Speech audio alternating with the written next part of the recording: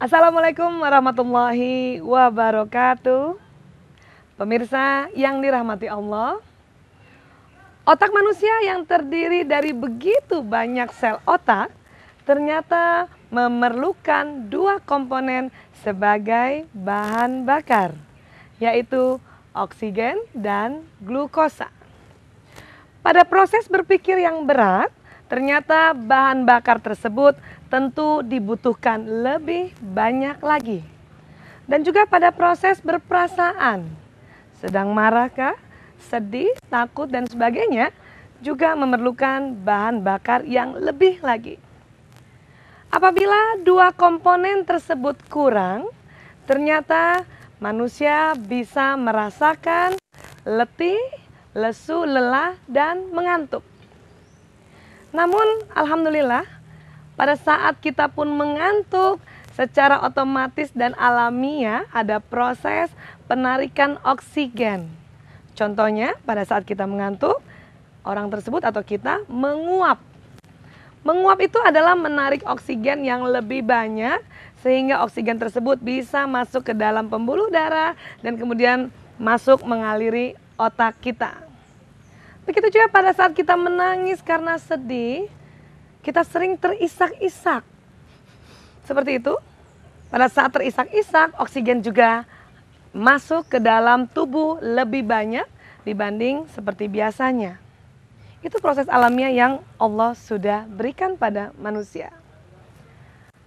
Pemirsa yang dirahmati Allah, selain oksigen dan glukosa, ternyata manusia juga memerlukan air. Terlebih-lebih untuk otak, karena 72% sampai 78% otak memerlukan cairan.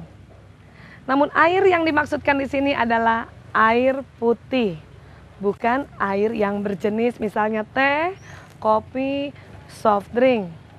Betul-betul air putih. Di dalam masyarakat yang kita lihat sekarang, rupanya pada saat kita belajar atau mengajar, kita membutuhkan air yang lebih banyak. Namun, belum semua para pendidik atau belum semua kita mengetahui bahwa menyediakan air putih yang cukup di dalam kelas dan membiarkan anak-anak apabila dia haus, kemudian dia mengambil air dan minum di kelas, itu adalah sebuah kebijaksanaan yang luar biasa. Karena sebetulnya pada saat kita bekerja atau belajar, air ini terus dibutuhkan. Glukosa biasanya terdapat pada bahan makanan, terutama dari buah-buahan. Subhanallah, alhamdulillah, ternyata sebetulnya Allah telah menciptakan otak yang begitu luar biasa komponennya, tetapi juga menciptakan bahan bakar yang sebetulnya kita dapatkan secara gratis. Oksigen misalnya, kita bernafas tanpa bayar. Glukosa juga ada di buah-buahan. Pada kebanyakan di daerah-daerah dan desa kita bisa mendapatkan buah-buahan secara gratis. Pemirsa yang dirahmati Allah, air di dalam otak rupanya dibutuhkan sebagai transmisi sinyal energi atau elektron pada sel-sel otak atau antar neuron. Yang dimana energi tersebut dibutuhkan sel otak ini untuk mengakses program yang ada di otak manusia. Subhanallah, Maha Suci Allah dengan segala penciptaan yang didesain sebegitu rupa. Pemirsa, mari kita butuhkan otak kita cukupkan kebutuhan otak kita dengan oksigen dan glukosa yang maksimal. Terima kasih. Assalamualaikum warahmatullahi wabarakatuh.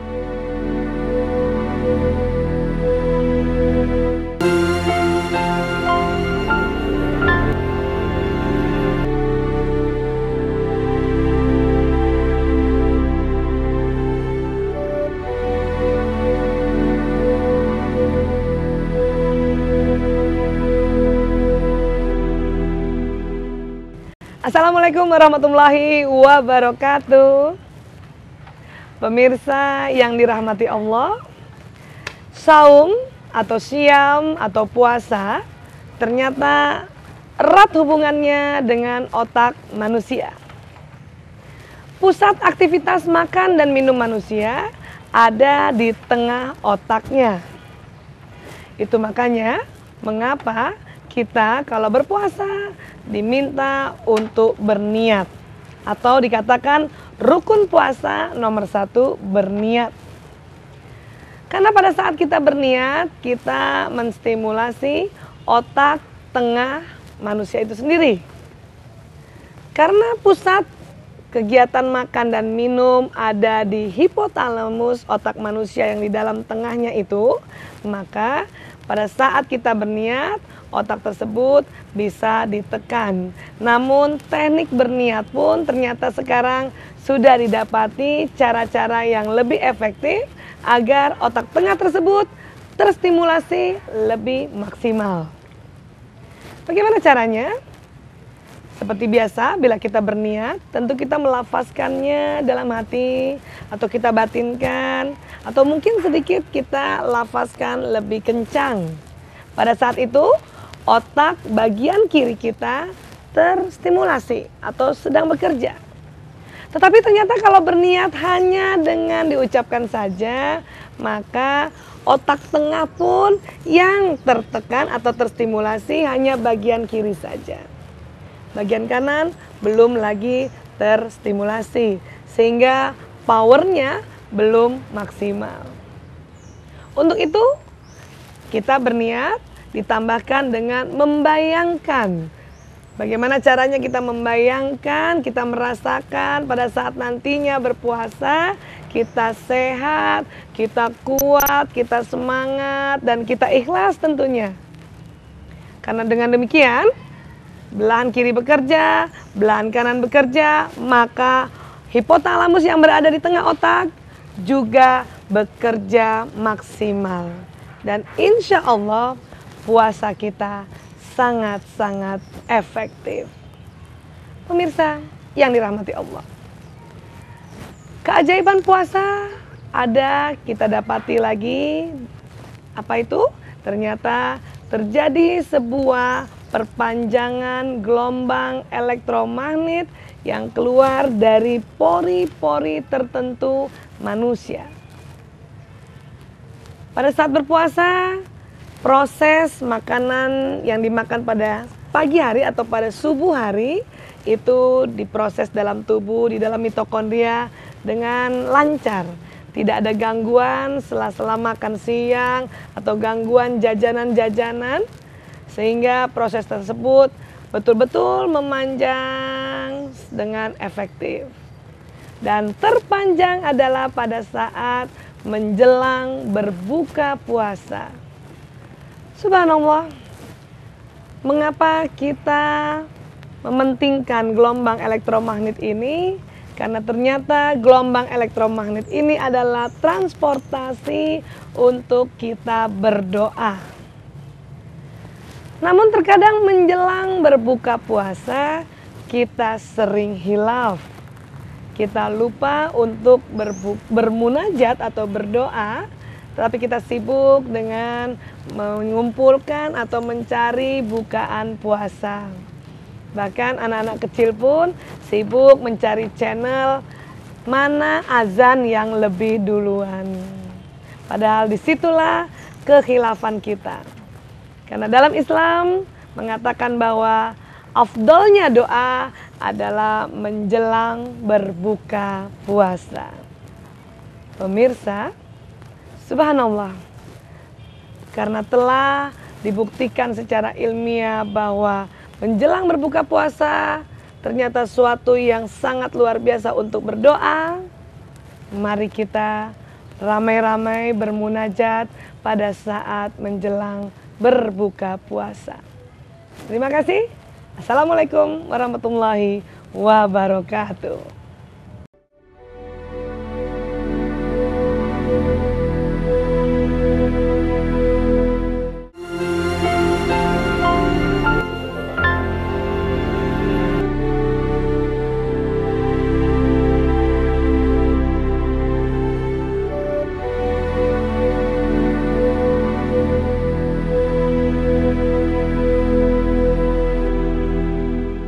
Assalamualaikum warahmatullahi wabarakatuh. Pemirsa yang dirahmati Allah, innamal a'malu binniyat, sebuah hadis yang sangat populer. Makna dari hadis itu adalah bagaimana kita sebelum aktivitas mencanangkan niat. Banyak orang dulunya tidak paham mengapa niat selalu memulai atau selalu diawali atau mengawali dari aktivitas. Ternyata di abad ke-20 ini terungkap sebuah tabir yang sangat luar biasa. Ternyata sewaktu kita berniat, pertama akan membuat sel-sel otak bekerja. Kedua, sewaktu berniat ternyata bisa mengakses program-program yang memang ada di kepala manusia. Permasalahannya adalah bagaimana cara niat yang efektif. Setelah ditemukan otak belahan kiri dan belahan kanan, teknik niat pun semakin diperbaiki dan semakin diperbagus. Pada saat kita berniat, kalau kita hanya bicara saja, rupanya belum terlalu kuat niatan tersebut tercampang atau tercanang dalam kolbu kita atau dalam tubuh kita. Jadi, sewaktu kita berniat, setelah kita melafazkan kalimatnya, kita diminta untuk membayangkan atau memvisualisasikan apa niatan kita. Kalau perlu, hasil dari niatan kita sudah kita bayangkan atau tergambarkan di dalam otak kita. Karena sewaktu berniat, otak kanan bekerja. Perpaduan otak kiri dan otak kanan inilah yang membawa pesan yang dahsyat ke dalam tubuh manusia. Pada saat kita berniat, kemudian kita telah menggunakan otak kiri dan otak kanan, biasanya kita diminta untuk mengikatnya dengan sebuah emotional anchor atau jangkar emosi yang biasanya kita memakai atau menggunakan sebuah teknik beramin atau amin. Makanya hampir semua agama pun setelah berdoa ada kalimat aminnya. Sewaktu beramin, otak kiri dan otak kanan bertemu dan kemudian nanti informasi atau pesan yang dahsyat tersebut akan mengalir ke dalam tubuh lewat yang disebut sistem saraf tepi atau sistem saraf perifer yang ada di seluruh tubuh. Sistem saraf tersebut seperti kabel telepon, sehingga waktu kita berniat sesuatu, kemudian kita membayangkan pesan itu jalan di kabel telepon dan informasi niat bekerja dalam tubuh. Setelah itu yang paling luar biasanya adalah informasi niat tersebut keluar dari tubuh kita melalui pori-pori tertentu. Maka apa yang kita niatkan, kita bisa menariknya dengan sebuah gaya tarik yang berada atau yang keluar dari tubuh ini. Itulah makanya sebuah niat dapat terkabulkan. Pemirsa yang dirahmati Allah, subhanallah, innamal a'malu binniyat itu sangat luar biasa. Sekarang tergantung niatnya. Bila kita berniat baik, maka datang apa yang kita niatkan. Dan bila kita berniat buruk pun, maka akan datang apa yang kita niatkan. Allah Maha mengetahui, Allah Maha menjawab apa yang kita niatkan. Terima kasih. Assalamualaikum warahmatullahi wabarakatuh.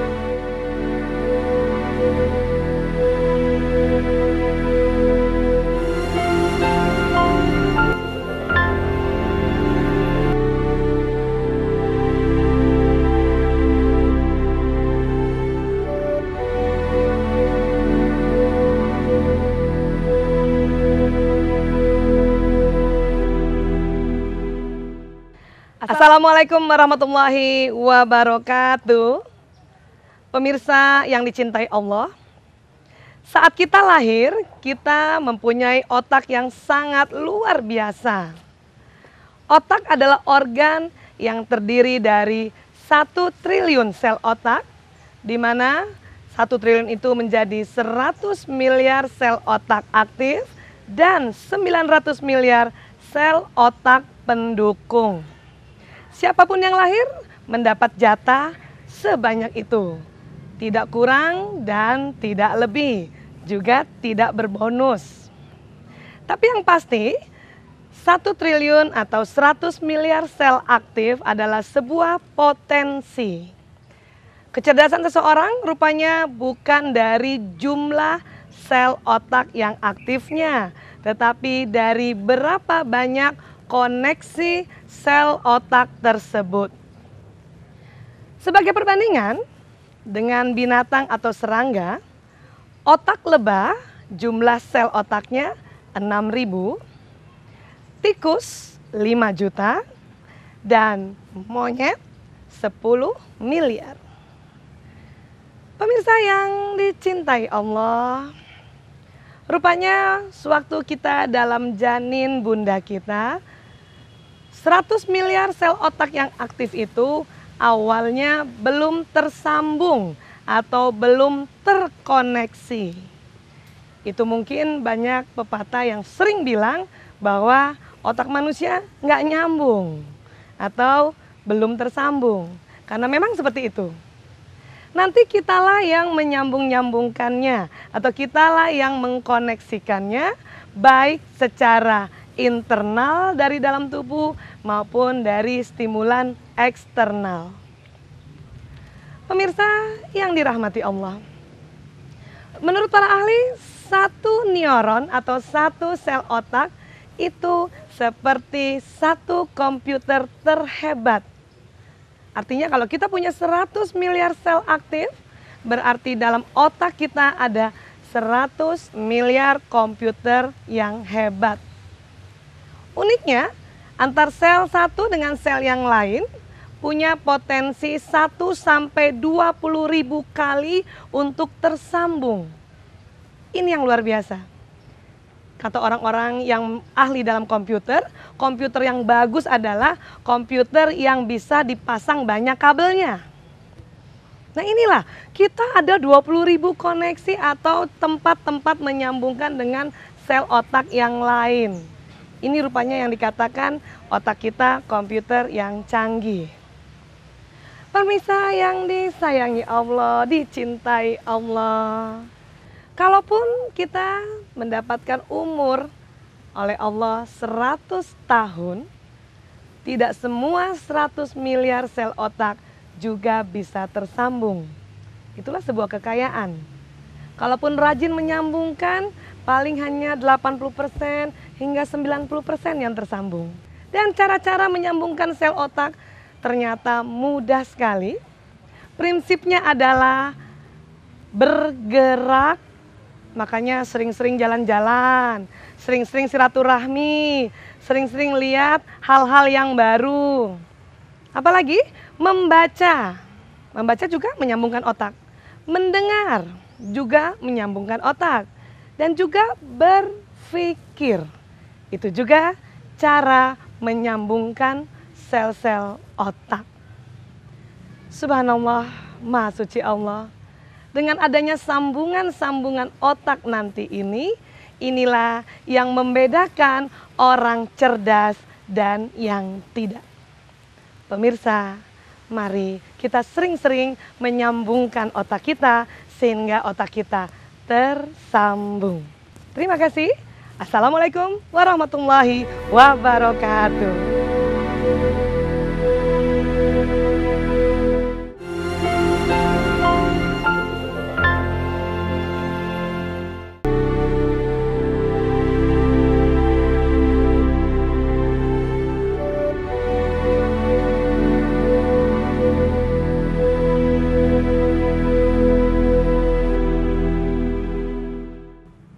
Assalamualaikum warahmatullahi wabarakatuh. Pemirsa yang dirahmati Allah, Profesor Dr. Roger Wolkert-Sperry, seorang ilmuwan dari California, ternyata mendapat petunjuk dari Allah untuk meneliti tentang otak bagian luar manusia. Otak luar manusia yang disebut dengan neokortex setelah diteliti oleh Dr. Roger Wolkert-Sperry ternyata terbagi dua belahan. Belahan otak kiri dan belahan otak kanan. Dikenal dengan istilah otak kiri, otak kanan saja. Pemirsa, ternyata otak kiri dan otak kanan struktur dan fungsinya berbeda.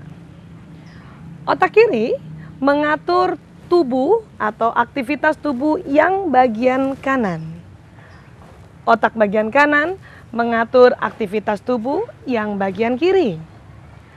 Seandainya pemirsa di rumah menggerakkan tangan kanan Anda seperti ini, berarti otak kiri yang sedang mengatur. Begitu juga sebaliknya. Otak kiri juga memproses kalimat atau verbal yang kita ucapkan, baik yang kita batinkan. Juga memproses hitung-hitungan atau matematika, memproses analisa, logika, keteraturan, dan hal-hal yang detil. Untuk otak kanan, dikenal dengan istilah otak kreativitas. Otak kanan memproses warna, artistik, imajinasi atau visualisasi, gagasan, intuisi, hayalan, dan juga acak. Bahkan otak kanan juga yang memproses sintesa atau orang bilang otak hikmah.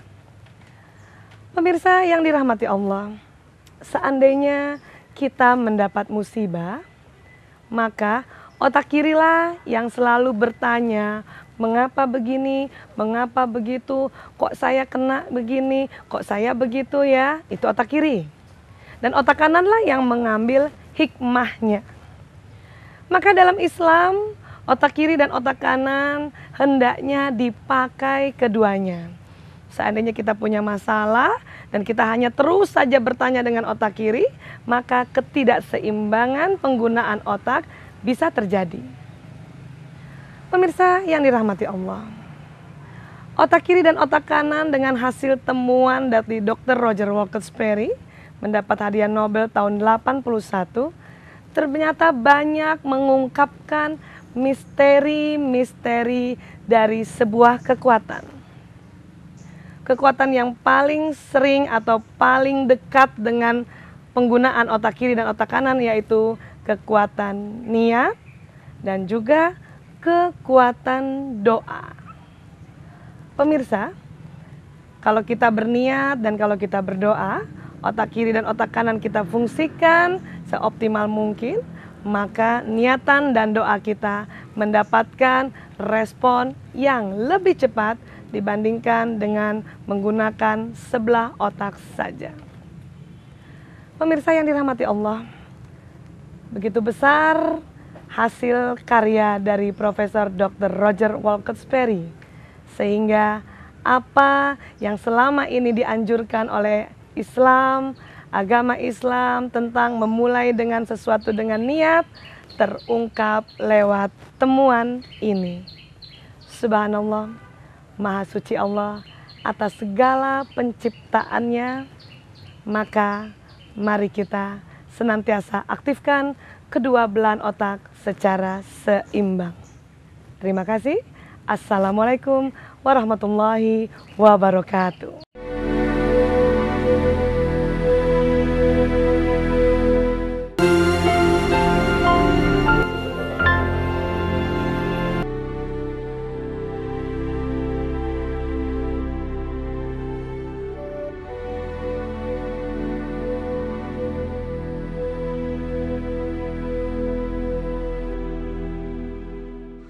Assalamualaikum warahmatullahi wabarakatuh. Pemirsa yang dirahmati Allah, olahraga atau olah tubuh selain membuat badan kita segar, rupanya juga membuat otak menjadi cemerlang.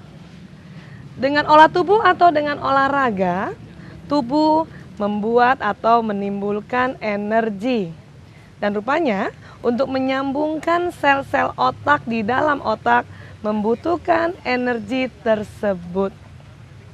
Pemirsa yang dicintai oleh Allah, sel otak yang tersambung sedemikian rupa sebanyak-banyaknya setiap hari, inilah yang nantinya membuat kita cerdas.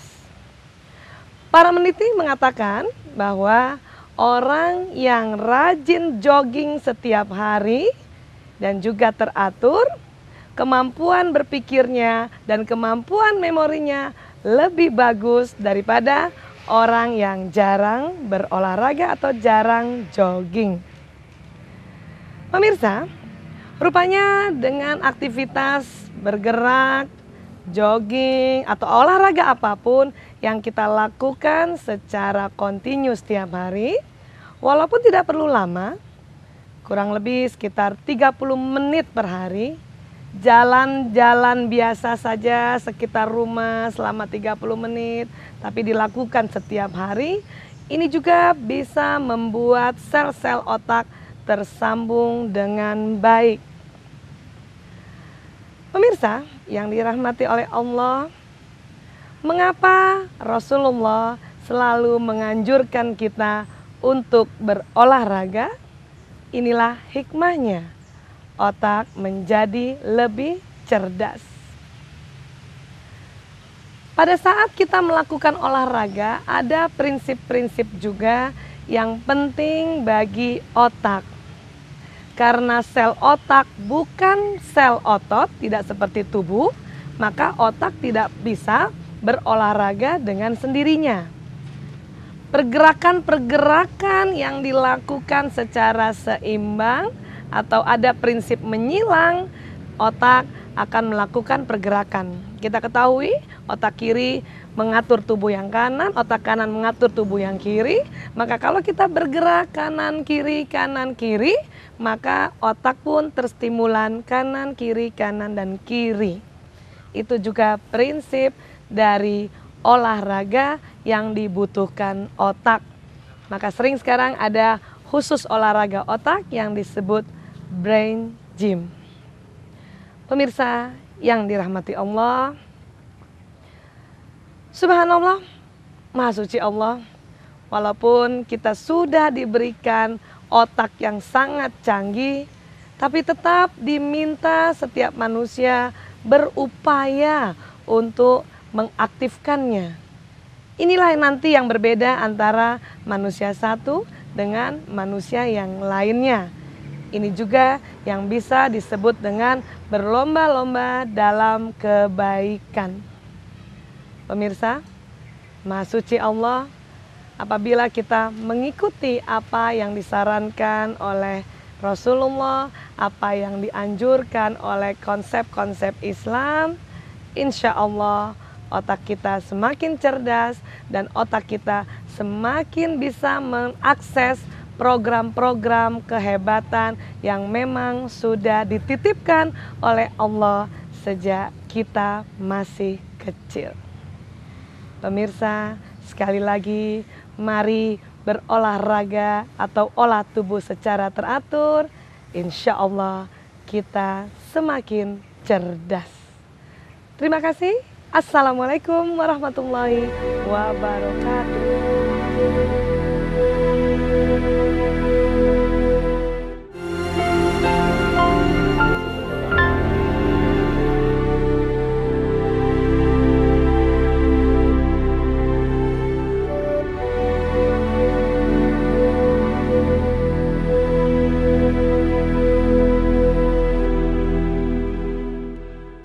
Assalamualaikum warahmatullahi wabarakatuh.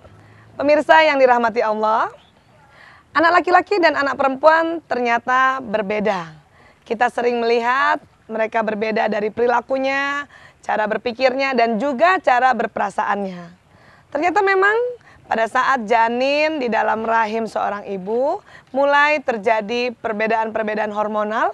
Inilah yang nantinya membuat otak laki-laki dan otak perempuan berbeda. Pada saat anak laki-laki atau anak wanita lahir dari mulai 0 hari, 0 bulan, 0 tahun, sampai umur 6 tahun atau 7 tahun pertama, perkembangan otak belahannya juga berbeda. Anak perempuan yang berkembang di awalnya adalah otak yang berada di sebelah kiri dan juga kanannya, namun yang sebelah kiri lebih mendominasi.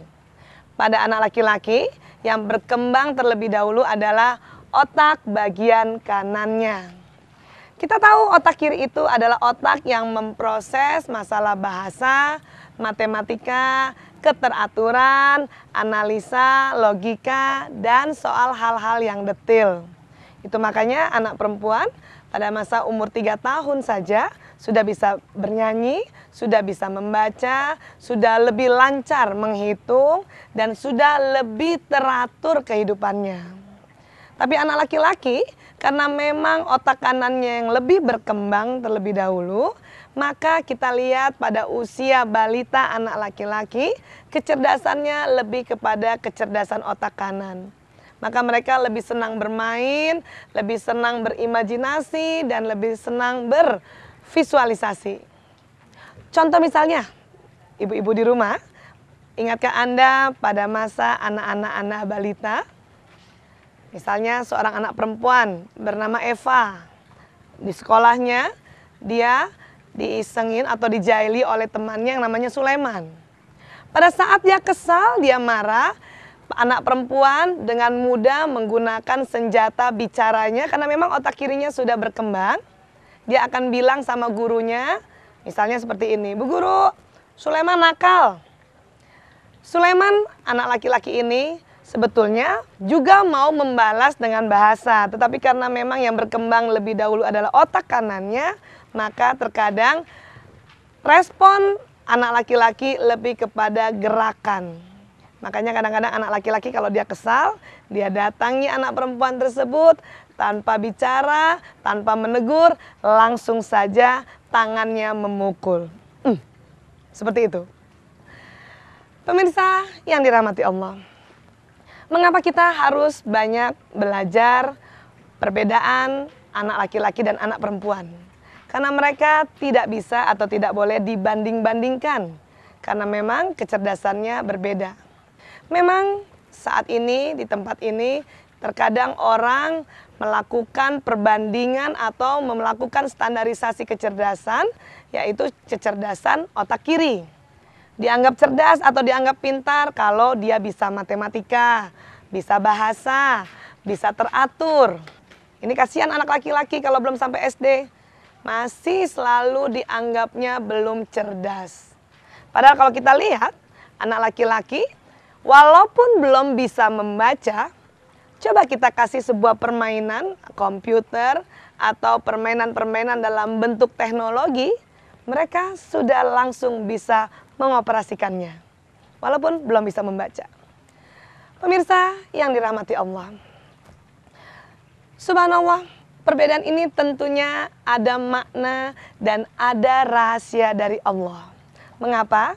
Karena memang laki-laki dipersiapkan untuk bisa nantinya mencari nafkah, sehingga memang otak kanan atau otak ruang atau otak mencari di sebuah tempatnya itu lebih jalan dibanding anak perempuan. Kalau anak perempuan memang dipersiapkan oleh Allah sebagai pendidik, maka yang berkembang terlebih dahulu adalah otak bicara dan otak matematikanya. Subhanallah, Maha Suci Allah atas segala penciptaannya yang sangat-sangat luar biasa. Untuk itu, mari bersama-sama terus mempelajari apa perbedaan-perbedaan otak laki-laki dan otak perempuan. Terima kasih. Assalamualaikum warahmatullahi wabarakatuh.